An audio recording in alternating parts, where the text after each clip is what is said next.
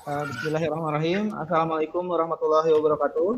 Waalaikumsalam warahmatullahi wabarakatuh. Waalaikumsalam warahmatullahi wabarakatuh. Waalaikumsalam. Selamat sore anak-anak. Untuk KM, jadi untuk pimpin doa. Baca doa dimulai.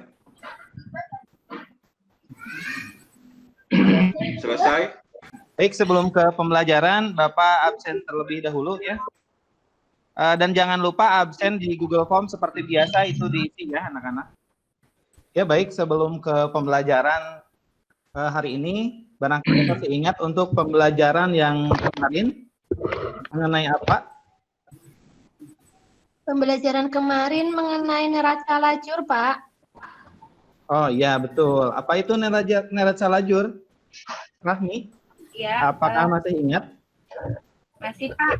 Neraca lajur adalah kertas berkolom-kolom atau berlajur-lajur yang dirancang untuk menghimpun semua data akuntansi yang dibutuhkan perusahaan saat akan keuangan, Pak. Nah, untuk selanjutnya kita akan membahas ke akun-akun yang terkait dalam penyusunan laporan laba rugi perusahaan jasa. Nah, namun sebelum Bapak jelaskan, barangkali di sini kalian ada yang sudah tahu apa itu laporan laba rugi? Ahmad Zain mungkin?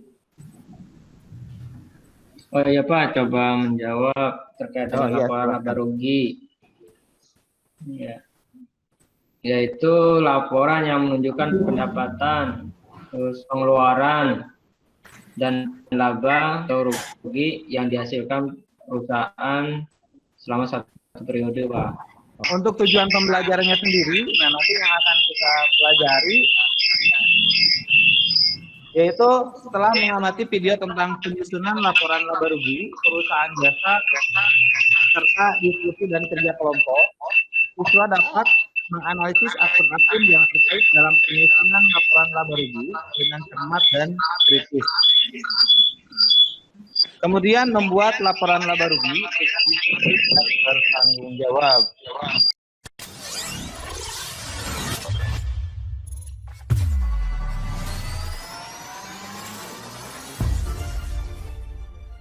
Nah, baik. Untuk laporan laba rugi sendiri adalah laporan keuangan yang menggambarkan hasil operasi perusahaan dalam satu periode tertentu.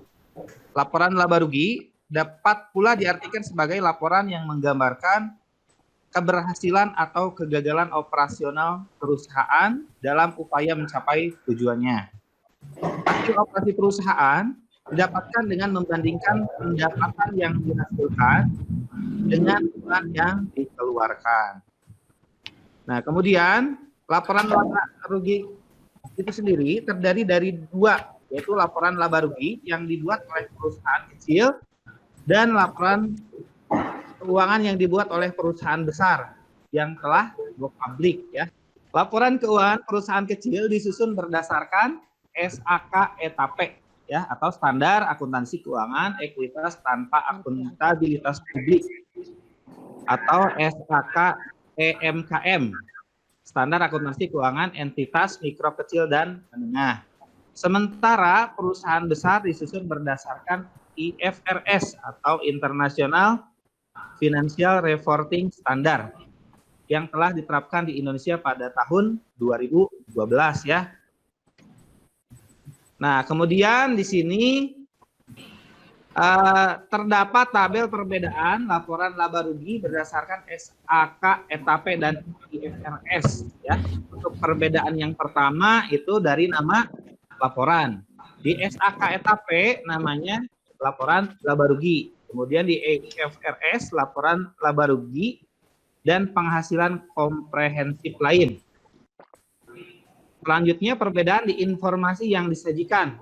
Untuk di SK ETAP itu dari kegiatan dan investasi, dan di IFRS hasil dari kegiatan operasi investasi dan penghasilan komprehensif lain atau selisih kurs karena penjabaran laporan keuangan dalam mata uang asing, aset yang tersedia untuk dijual, atau cadangan nilai arus kas dan keuntungannya revaluasi aset tetap. Nah, selanjutnya itu laporan laba rugi perusahaan jasa terdiri dari hal-hal berikut ya. Yang pertama itu ada pendapatan usaha. Nah, barangkali di sini kalian bisa menjabarkan apa itu sih pendapatan usaha. Jadi mungkin apa ya itu pendapatan usaha itu? Dulu pernah sampaikan di akuntansi dasar ya.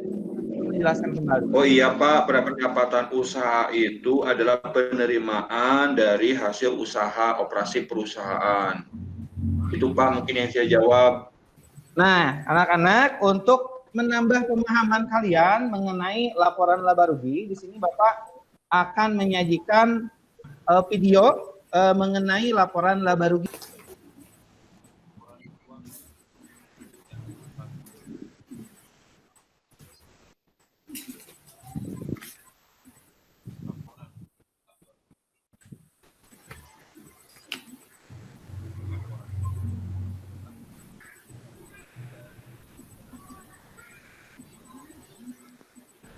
Nah, ini Bapak sudah share di LMS kalian masing-masing. Sudah bisa terlihat? Sudah Bapak. Nah, ini di sini ada akun-akun yang terkait dalam penyusunan laporan laba rugi perusahaan jasa. Itu sudah Bapak share di LMS kalian masing-masing dan silakan untuk diakses ya.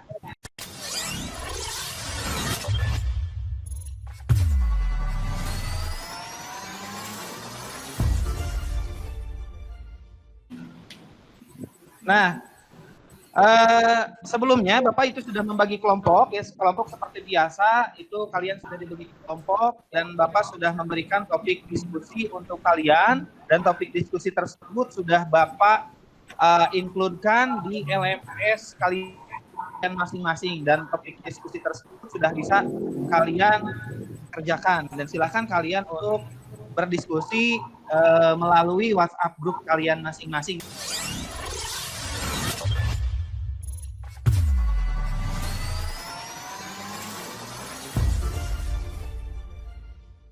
Kelompoknya Yadi silahkan untuk presentasikan. Ini kelompoknya Yadi sudah masuk di LMS Bapak. Silahkan untuk dipresentasikan. Ya, ya baik Pak. Saya ini menggunakan bentuk langsung single step. Di sini pakai judul dulu. Simbali Sibras Express.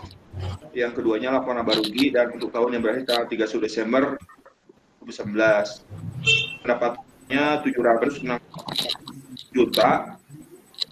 Beban usahanya masing-masing adalah beban gaji, beban iklan, beban asuransi, beban lain-lain, beban sewa, beban persyaratan, beban listrik, air dan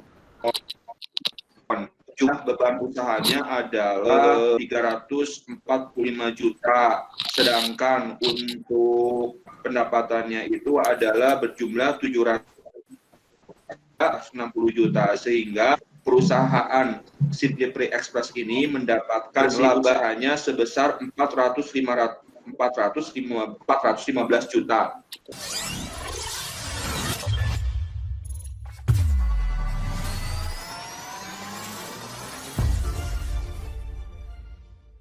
Ya, terkait dengan kesimpulan, jadi kesimpulannya kaitannya dengan laporan laba keuangan yang menggambarkan hasil operasi perusahaan dalam satu periode tertentu, atau laporan yang menggambarkan keberhasilan atau kegagalan operasional suatu perusahaan pada periode tertentu. Nah, baik, mungkin untuk pertemuan kita kali ini ada evaluasi yang harus kalian kerjakan di LMS kalian masing-masing, ya. Itu Bapak sudah kirim evaluasi di LMS. Nah, ini untuk evaluasinya ya, bisa terlihat ini anak-anak. Ya, mungkin itu saja ya yang dapat Bapak sampaikan. Jaga kesehatan. Assalamualaikum warahmatullahi wabarakatuh.